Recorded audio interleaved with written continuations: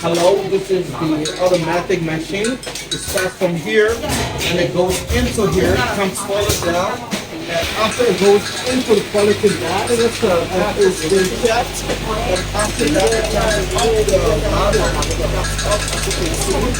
The quality bag checks everything, make sure it uses the certain number, and if you now later on cut off after the number has reached. It will automatically cut off and then it comes up as you can see. So this is the process. It goes into the case. Yeah. So that is just how it is. From one case to the other. Then it's back right here after the second number. So it's very easy.